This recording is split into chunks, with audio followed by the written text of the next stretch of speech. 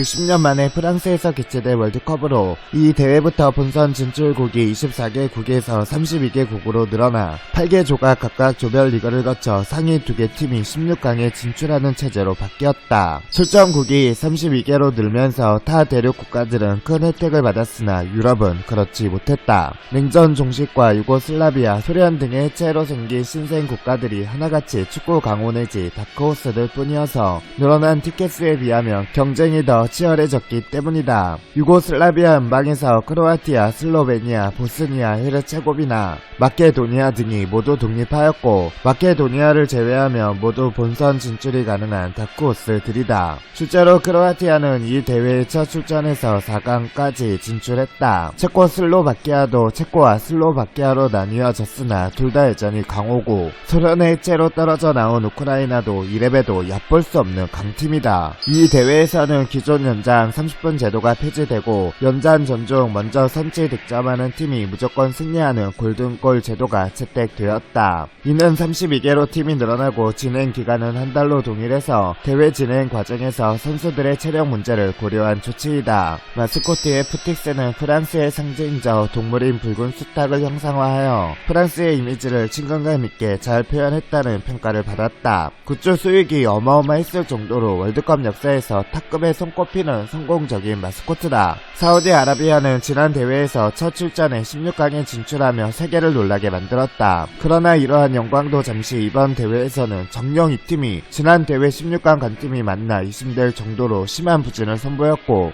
특히 개최국 프랑스와의 대결에서는 4대0 참패를 기록한 이후 당시 감독이었던 카를로스 아우베르투 파에리라가 해고되는 사태까지 발생했다. 다행히 마지막 남아공전은 무승부로 끝내면서 승점 1점이라도 얻었지만 지난 대회와 대조해보면 확실히 성과가 좋지 않았다. 오랫동안 염원하던 월드컵 무대를 마침내 밟게 된 일본은 첫 경기인 아르헨티나전에서 비록 0대1로 졌지만 기대 이상으로 선전하는 모습을 보였다. 그리고 16강 진출의 분수령인 크로아티아의 2차전에서도 0대1로 패하면서 16강 진출에는 실패했지만 그래도 역시 나름 선전하는 모습을 보이긴 했다. 그리고 마지막 자메이카와의 3차전 이미 아르헨티나와의 2차전에서 0대5로 탈탈 털린 자메이카를 상대로 일본이 월드컵 첫 승을 올리게 될 것이라고 예상했지만 이 경기에서 일본은 아르헨티나, 크로아티아 전에 그 일본이 맞는가 싶을 정도로 졸전을 벌였고 결국 자메이카에 잇따라 골을 허용하며 0대2로 질질 끌려가다가 후반 막판에 일본의 노장 스트라이커 나카야마 마사시가 만회 골이자 일본의 월드컵 역사상 첫 골을 터뜨림으로써 간신히 0패를 면하는 것으로 만족해야 했다. 조별 리그 모두 한 골차 패배였다는 점에서 그야말로 한 끗 차이였다는 것을 생각하면 첫 출전 치고는 어느 정도 가능성을 봤다고 할 수 있었다. 스페인은 해당 대회에서 나이지리아, 파라과이, 불가리아와 한 조를 형성하는 일명 죽음의 조에 들어가고 말았다. 나이지리아는 애틀랜타 올림픽 남자 축구 금메달 획득 국가고 파라과이는 남미의 강호, 불가리아는 전년도 4위팀. 그래도 스페인은 우승 후보의 조 최강자라서 문제없이 16강에 진출할 것이라고 모두들 예상했으나 초장부터 나이지리아의 접전 끝에 패하면서 뭔가 꼬이기 시작했다. 이후 파라과이전은 무제배, 최종전인 불가리아전은 무려 6대1이라는 어마무시한 스코어로 대승을 하면서 뒤늦게 포텐이 터지는 데는 성공했으나 나이지리아가 파라과이에 지는 바람에 한 끗 차이로 16강 진출에 실패하면서 죽음의 조의 최대 희생양이 되고 말았다.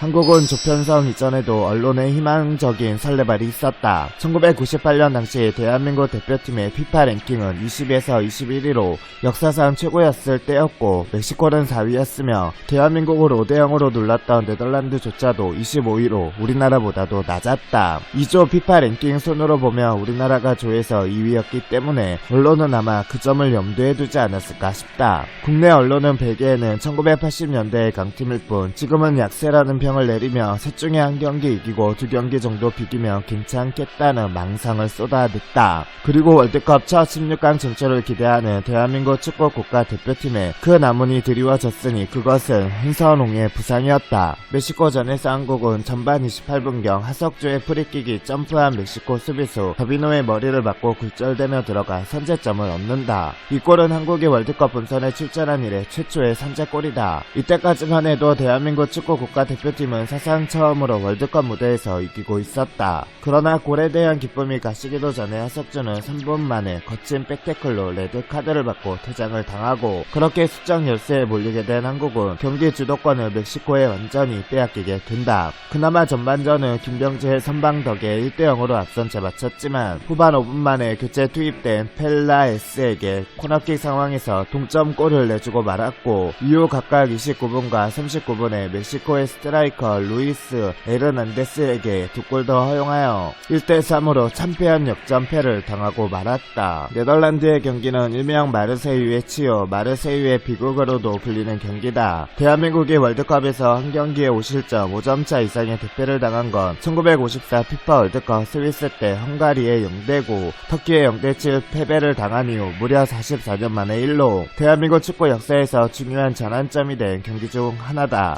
또한 현재까지도 5대0의 스코어는 축구 경기에서 참패를 뜻하는 명사로 자리 잡을 만큼 대한민국 국민들에게 큰 충격을 안겨준 경기이기도 하며 5대0, 5대 빵이라는 신조어까지 만들어내기도 했다. 벨기에전에서는 네덜란드전 대패로 본선 조별리그 광탈이 확정된 데다 또까지 잘린 가운데 맞이하게 된 벨기에전에 대한 국민들의 기대는 그야말로 땅에 떨어져 있었다. 만약 여기서도 패배한다면 전체 조별리그 32강 중 32위, 즉 꼴찌를 하게 되는 것은 물론 8년 전 1990 피파 월드컵 이탈리아에서 24강 조별리그 3전 전패, 22위 강탈의 재림을 맞게 되는 절망적인 상황에서 대표팀 선수들은 단 1승이라도 국민들에게 선사하고자 했다. 벨기에 또한 최소 3골차 이상으로 이겨야 하는 입장이었다. 이긴다 해도 2골차 이하일 경우 멕시코가 네덜란드와 비기면 다득점에서 밀리는 상황이고 그야말로 혈투라 불려도 손색 없을 경기가 되었으며 이 경기의 결과는 1대1 무승부가 되어 결국 벨기에는 탈락했다. 프랑스는 이 대회에서 우승을 차지했음에도 주전 스트라이커였던 스테판 기바르시는 단 한 골도 기록 못하는 기록을 남겼다. 오히려 원톱 대신에 당시 신예였던 티에리 앙리나, 다비드 트레제게 같은 선수들이 골을 더 많이 기록했으며 미드필드진이나 수비진에서도 골고루 골을 넣어서 득점자가 상당히 골고루 분포되었었다. 이 기록은 20년 후에 2018 피파 월드컵 러시아에서 프랑스가 다시 우승을 차지하지만 주저 원톱이었던 올리비에 지루가 단 한 골도 못 넣으면서 팀은 우승을 차지하지만 주저 원톱은 한 골도 못 넣는 기이한 기록을 이어나가게 된다. 본선 32개국 중에서 골을 때려넣기 가장 어려운 팀이 파라과이였다. 파라과이의 방패는 최고로 튼튼했는데 스페인은 물론이고 그 프랑스조차 파라과이에게 골을 넣기 위해서 연장 혈투까지 가야만 했다. 실제로도 본선 32개국 팀들 중 최소 실점팀이 각각 2실점을 기록했는데 우승한 프랑스와 이 파라과이 단 2팀 뿐이었다. 네덜란드 대 아르헨티나 8강전에서 아르헨티나가 네덜란드에 패하자 아르헨티나를 응원했던 한 방글라데시인이 스스로 죽는 사건이 일어났다. 참고로 방글라데시는 전 세계는 물론 아시아 내에서조차 바다권인 축구 실력에 반비례하여 세계에서 가장 극성스러운 축구 팬들로 알려져 있다. 또한 아르헨티나는 전통적으로 제3세계 최고의 인기팀이다.